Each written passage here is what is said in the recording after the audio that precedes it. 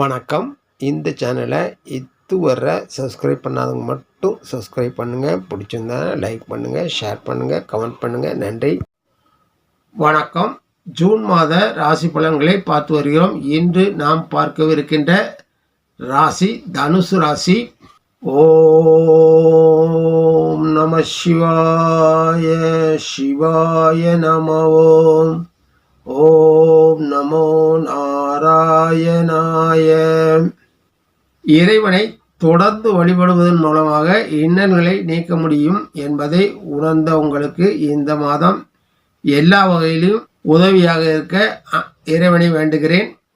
வெளிப்புற பகட்டை வெறுப்பவர்கள் நீங்கள் எளிதாக மற்றவர்களின் தவறான புரிதலுக்கு ஆளாகக்கூடியவர்கள்.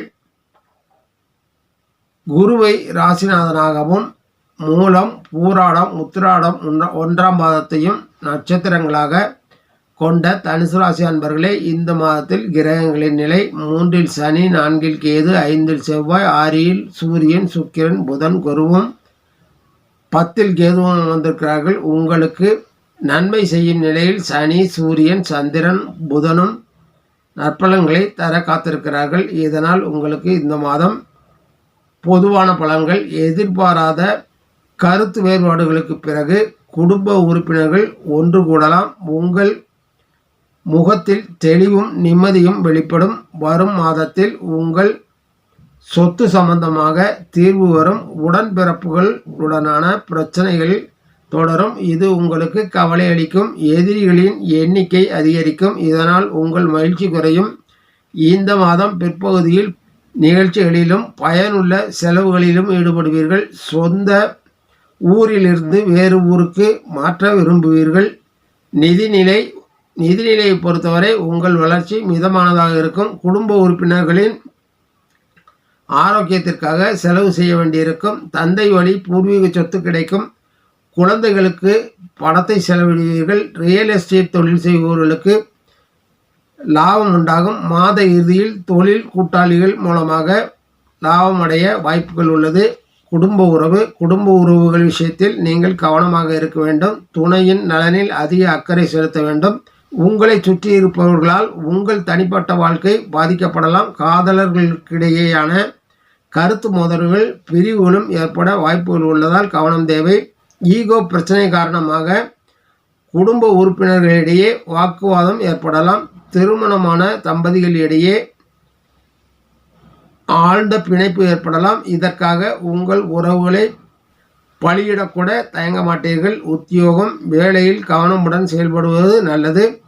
உங்கள் மேலதிகாரிகள் உங்கள் பிரச்சனைகளுக்கு காரணமாக அமைவார்கள். உங்கள் சக பணியாளர்கள் உறவை சுமூகமாக கையாள்வது நல்லது. பணியிடத்தில் உங்கள் முன்னேற்றம் மற்றவர்களுக்கு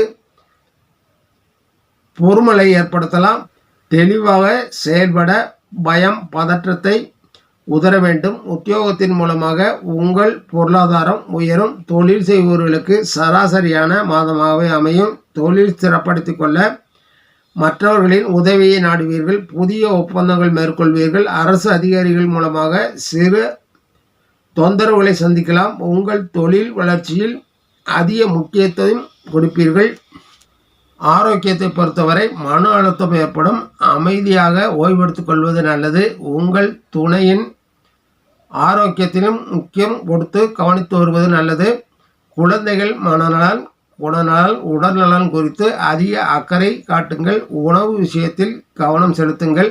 சுற்றுப்புறத்தை தூய்மையாக வைத்துக் கொள்ளுங்கள். மாணவர்கள் சிறப்பாக செயல்படுவீர்கள். புதிய நட்புகளால் கவனச்சிதறல்கள் திசை மாறி போக வாய்ப்புகள் உண்டு என்பதால் கவனம் வேண்டும்.